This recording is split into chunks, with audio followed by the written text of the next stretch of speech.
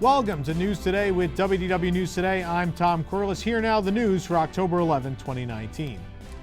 Walt Disney World's 50th anniversary logo has been revealed. For the 50th, aptly titled the world's most magical celebration, because the happiest celebration on Earth was taken already. The logo features an Art Deco 50 on a sleek adaptation of Cinderella Castle. The castle itself is coated with a shiny, iridescent swirl of pastel and rainbow colors. Banners across property will feature the same design, as will a new set of magic bands to be offered to guests and annual pass holders when the celebration begins. As for the castle overlay design, it's as if the entire castle will feature various colors by the way of lighting or added layers. One of the key things to note was while usually just one of the parks participates is the hub of the anniversary celebrations, for 2021 it will be all of the parks participating in that. Another thing to talk about, some people think the castle is going to be rose gold. That's incorrect. They're going with this shiny, colorful, iridescent thing. And so this art was shown at the D23 Expo. It was up on screen for just a few seconds, so we didn't even get a picture of it. And now we found pictures of it, and we're sharing it with you now. But yeah, it's definitely a shiny, iridescent thing, almost like a sheet of cellophane over the castle, if that makes sense. You get an Easter basket wrapped with like that shiny cellophane. You get like rainbow colors on it. That's what it reminds me of. It's definitely not a rose gold castle, though. I promise you that. Over $20,000 in attraction parts from such classic attractions as Peter Pan's Flight and Space Mountain have reportedly been stolen after a burglary took place at Walt Disney World, according to the Orlando Sentinel. A new law enforcement report notes that the pieces went missing from a storage shed located behind Test Track in Epcot. A cast member noticed the set of sails from Peter Pan's Flight missing during inventory counts and later found that, quote-unquote, a shell and 3 ride vehicle seats from Space Mountain had also disappeared. The report was filed with the Orange County Sheriff's Office on October 2nd, a day after the items were found missing. According to the sheriff, these items were not tagged, nor did they have serial codes or any unique markings. The storage shed, however, is surrounded by fencing and was padlocked. Disney declined to comment on the case of grand theft and burglary that occurred on property, but this is far from the first incident to take place in recent history. You may remember that Disney still won't really confirm the theft of the Buzzy animatronic from nearby in the Wonders of Life pavilion, but they did file for the theft of the clothes and gloves that were on the animatronic. In Epcot, the Living Seas Pavilion's original logo has returned on sleek new directional signage inside the Seas Pavilion. The sign is simply titled The Seas Directory and lists the various marine life located on both the upper and lower levels of the pavilion, as well as the Turtle Talk with Crush attraction. The sign features a clear body with a blue light shining through it. Most importantly, it's the first appearance of the Living Seas logo since the pavilion was re-themed to the Seas with Nemo and Friends in 2006. This has been kind of glossed over, but original pavilion logos are coming back as part of this new Epcot. So there are all these new pavilion logos, like for Guardians of the Galaxy Cosmic Rewind and those things. But as well, the Seas logo is back, the Land logo is back, the Imagination logo. Those are all back. So it's exciting to see the first physical and permanent version of that in the parks, not just something on a construction wall. But I think we're going to be seeing a lot more of this, and I think it's going to make many of us very, very happy. A new merchandise kiosk has opened at the Epcot Experience, featuring much of the Epcot merchandise previously available at the D23 Expo and more recently at Mouse Gear.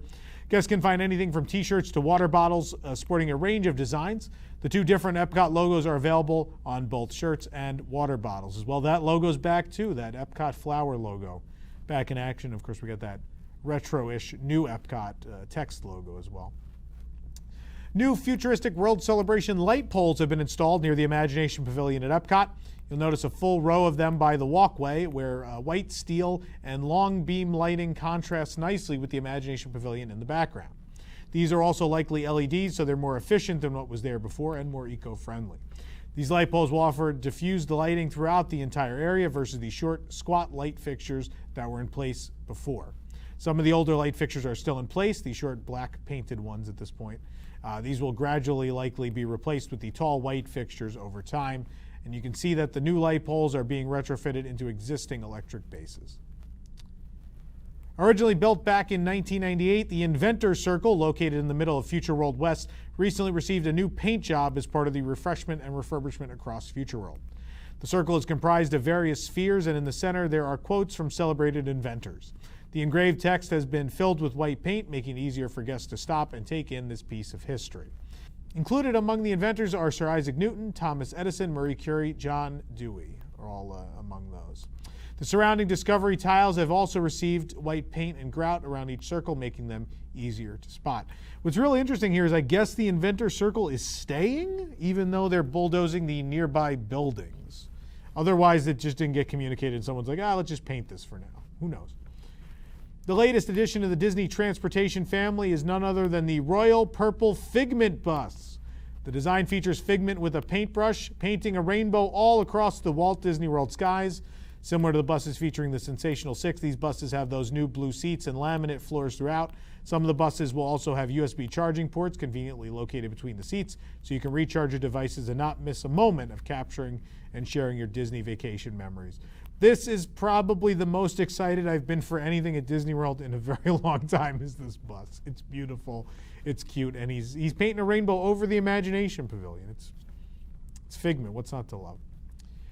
Wi-Fi on board stickers have also been added to the windows of some of the new character-wrapped buses at Walt Disney World. The Wi-Fi network is Disney Transport Guests and is a separate one from the other networks at Walt Disney World, so your phone will not automatically connect to it. Speeds on the bus Wi-Fi network were acceptable but not incredibly fast, good for general browsing, but not great for uploading photos or video chat. So if you're a Disney blogger like me, probably don't want to use the bus Wi-Fi, but nonetheless, it's available for use now. It's good for booking fast passes on your way to the park. Judi and Burke is celebrating 10 years of Disney-inspired designs with a re-release of Disney Sketch and Mickey balloons, two original prints that were originally released 10 years ago, now available in new color combinations. Celebrate 10 years of incredible style from the Disney parks and Judi and Burke by shopping the entire collection now on Shop Disney or at the Ever After Jewelry Company at Disney Springs. Over in Disneyland, the facade of the Main Street Opera House in Town Square has been covered with tarps. Cast members said they have no current news as to what the renovation project is and when it will be complete, but it seems they're just fixing up the facade on the classic Disneyland establishment. The Haunted Mansion exhibit inside is currently still open to guests. You just have to go around, but Great Moat with Mr. Lincoln open as well. The interior not expected to be refurbished during this project. Miniature plastic toiletry bottles will be phased out from Disneyland Resort hotels by 2023, according to a new California state law banning the tiny toiletry bottles. The law, announced on Wednesday by Governor Gavin Newsom, states that the ban goes into effect in 2023 for hotels with more than 50 rooms and 2024 for hotels with fewer than 50 rooms. Fines will range from $500 for a first offense to $2,000 for an additional offense. Gotta save the world, everybody. It's a cool thing. I guess we're going to get those mounted toiletry bottles. Due to Typhoon number 19, the Oriental Land Company has announced that both parks, the Tokyo Disney Resort as well as Ikspiari, will be closed on Saturday, October 12th. This will be the first closure of the park since the Great East Japan earthquake in 2011. The parks will reopen in the afternoon on Sunday with hours to be announced Saturday afternoon. Earlier this week, Tokyo Disney Resort held a groundbreaking ceremony for the Toy Story Hotel opening at the resort in 2021. Ceremony was attended by about 30 individuals, including the president and CEO of the Oriental Land Company as well as the COO, and included a traditional safety prayer for the construction of the hotel. Based on the extremely successful Toy Story franchise, the approximately 600-room hotel will give guests an opportunity to enjoy a toy-sized world. The guest rooms will resemble the ever-familiar bedroom of Andy, where Woody, Buzz, and their other pals live. Hong Kong Disneyland announced that Cookie, the Duffy friend native to Hong Kong, will be renamed Cookie Ann. This will bring Cookie Ann in line with other Duffy friends, such as Stella Lou and Shelley May, who also have double names. Cookie Ann was introduced in the summer of 2018 exclusively at Hong Kong Disneyland. She was the first friend of Duffy to be introduced outside of Tokyo Disney Sea, and there are no plans at present to introduce Cookie Ann or Olu at the Tokyo Disney Resort. Long story short, neither of those were created by the Oriental Land Company, who was sold the rights to Duffy the Disney Bear, and then I guess sold rights back to Disney. They pay them annually, and Disney, as part of this, got to make new Duffy friends, but these new Duffy friends are for Disney and not for the Oriental Land Company. So Oriental Land Company still can make their own Duffy friends, but they will not be adopting the Disney-created Duffy friends, Olu the turtle and Cookie and the dog. It's very complicated. Very complicated. Disney and LATAM Airlines Group just unveiled the special edition Stormtrooper plane, the Boeing 777 aircraft, at a Star Wars-inspired event in Sao Paulo, Brazil. The Stormtrooper plane was designed by Disney's creative team along with Lucasfilm. The aircraft will fly from Sao Paulo to destinations including Orlando, Miami, Madrid, Frankfurt, Paris, and London. While in the air, passengers will be able to enjoy all 10 films of the Star Wars collection, even Solo. Enjoy your flight on LATAM's onboard entertainment platform, LATAM Play. For more information on these stories and more, head on over to wdwnt.com. If you're enjoying the show, be sure to like this video, subscribe to WDW News Today on YouTube for more great content, and click the bell for notifications. For the worldwide leader in Disney Parks news, this is Tom Corley saying enjoy the rest of your today and have a great, big, beautiful tomorrow. And hopefully I didn't confuse you with the cookie and stuff.